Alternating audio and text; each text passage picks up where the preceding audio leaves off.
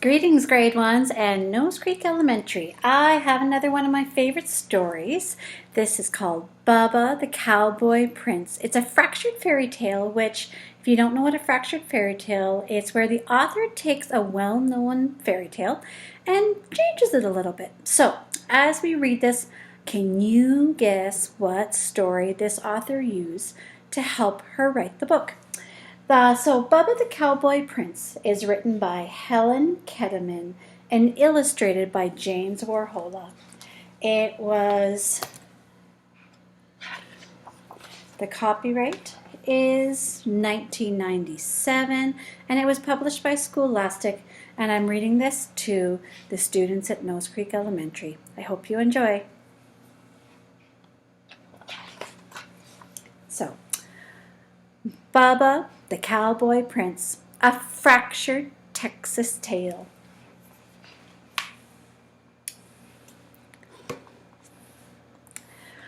Once a strapping young feller named Bubba lived on a ranch with his wicked stepdaddy and his hateful and lazy stepbrothers Dwayne and Milton. Bubba's stepdaddy spoiled Dwayne and Milton to no end.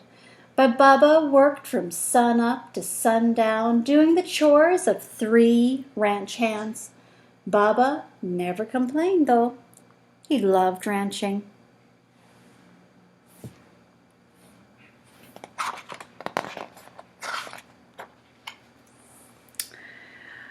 Dwayne and Milton spent their days sitting on horseback, bossing Bubba around. "Get them dogies along there, Bubba," ordered Dwayne. "Yeah, and watch out for them cow patties," added Milton. "You know how Daddy hates for you to track up the house."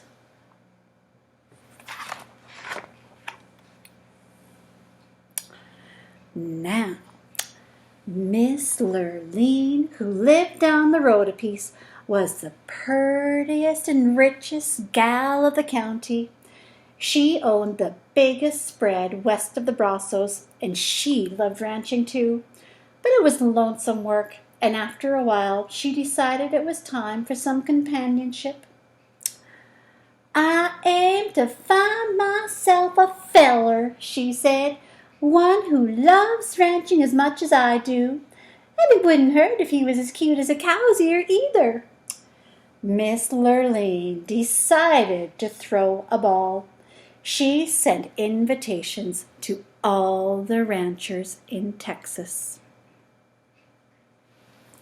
I bet some of you are getting some clues as to what story this comes from.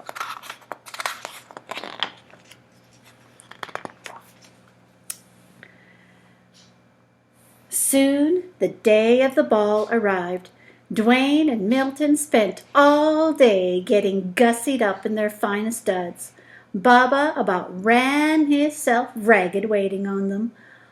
"Bubba!" shouted Dwayne. "Fetch my bolo tie!"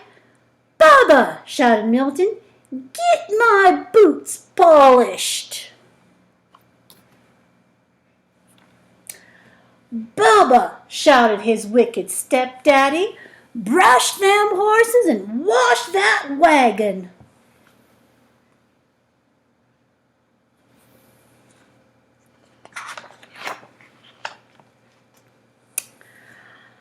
By the time Dwayne and Milton and their wicked stepdaddy were ready to go, Bubba was exhausted.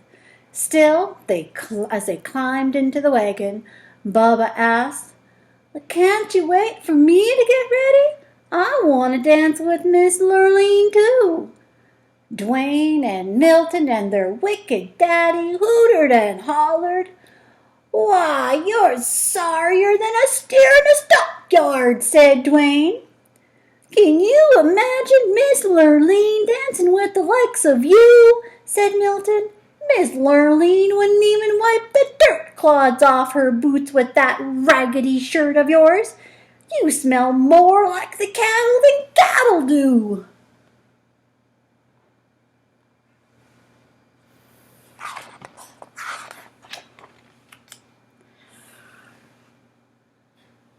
Bubba took a look at himself. It was true. He didn't have a decent shirt to wear. His boots were downright disgraceful, and he did smell a bit rough. Milton and Dwayne were right. Miss Lurleen wouldn't dance with the likes of him. Baba hung his head. He felt lower than a rattlesnake in a gully. Milton and Dwayne and their wicked daddy went on off to the ball. Baba mounted his horse and headed for the pasture to check on the herd. The sky was getting darker than a black bull at midnight. It looked like a Texas thunderstorm was brewing.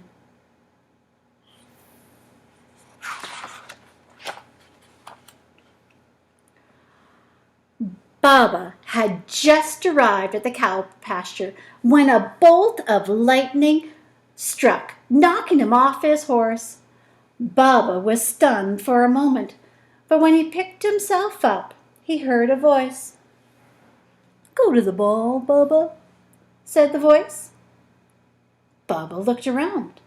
No one was there except for him and the cows.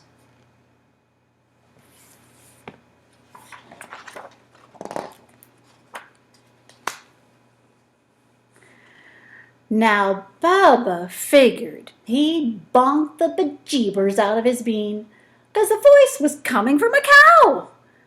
She chewed her cud for a moment, then said, "I'm your fairy god cow, and I can help you go to the ball." Baba sat up, rubbing his head. "I'd like to go, Miss God Cow, but shoot, I don't have a thing to wear." The God Cow swished her tail, and Baba's raggedy clothes changed into the handsomest cowboy duds he'd ever laid eyes on. His jeans were crisp, his boots were shiny, his shirt was dazzling, and his Stetson was whiter than a new salt lick. "Why, I look downright purty," said Baba.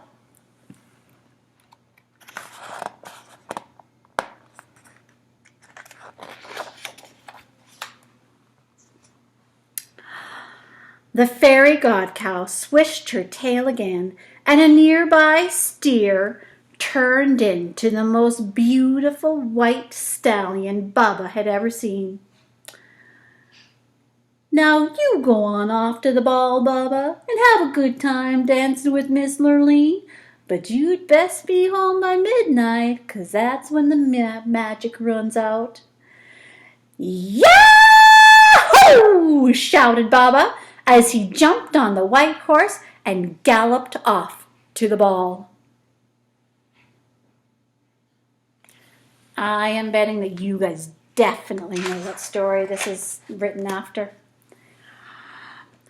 When Baba arrived, the hoedown was in full swing, but every time Miss Lurleen finished a dance, she yawned.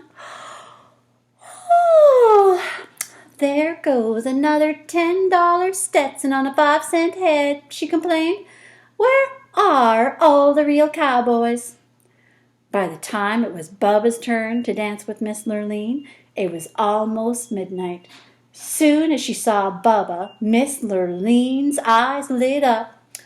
"Why, you're as cute as a cow's ear," she said. Baba blushed. Then took Miss Lurleen in his arms and started dancing.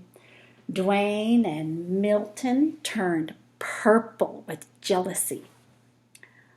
"Who is that dude?" Dwayne said. "I don't recollect seeing him before, but he looks a mite familiar," said Milton. "Do something," said their wicked daddy. "That cowboy is winning Miss Lurleen's heart."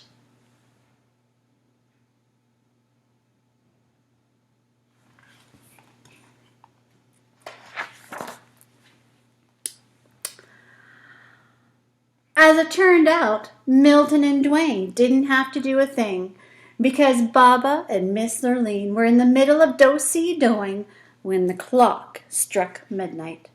Suddenly, Baba's fine duds turned into the dirty rags he usually wore around the ranch.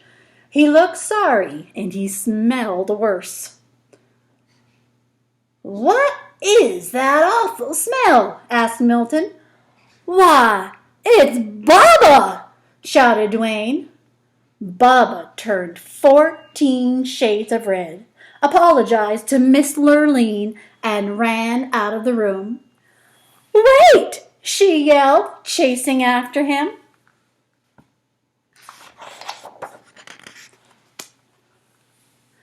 But Baba didn't wait. He jumped on his cow and lumbered off into the night. In the ruckus, he lost one of his dirty cowboy boots. Miss Lurleen clasped it in her arms. "This is the boot of a real cowboy and the man I want to marry, and I aim to find him." Miss Lurleen went back inside, and though she asked everybody at the ball, nobody knew who the mysterious cowboy was, except Dwayne and Milton and their wicked daddy, that is.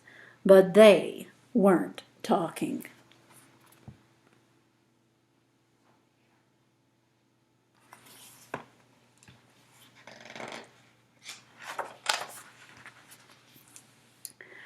The next day, Miss Lurleen went from ranch to ranch, looking for the cowboy who owned the boot. When she came to Dwayne and Milton's ranch, both brothers tried the boot on, but it didn't fit. Miss Lurleen had just climbed on her horse to leave when Baba rode up. He was dirty and sweaty and smelly from working with the cows, and he was only wearing one boot.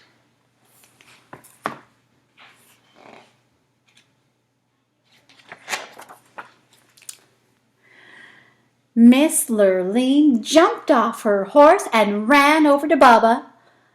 "Try this on," she cried. Baba took his dirty old boot and pulled it on. "Much obliged, ma'am," he said, blushing.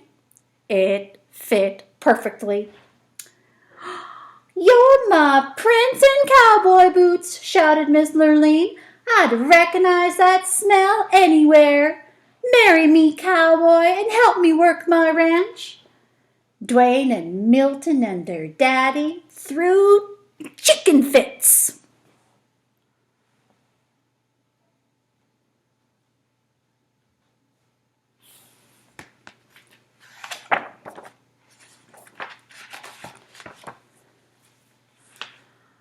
But Baba just smiled, and he and Miss Lurleen rode off into the sunset.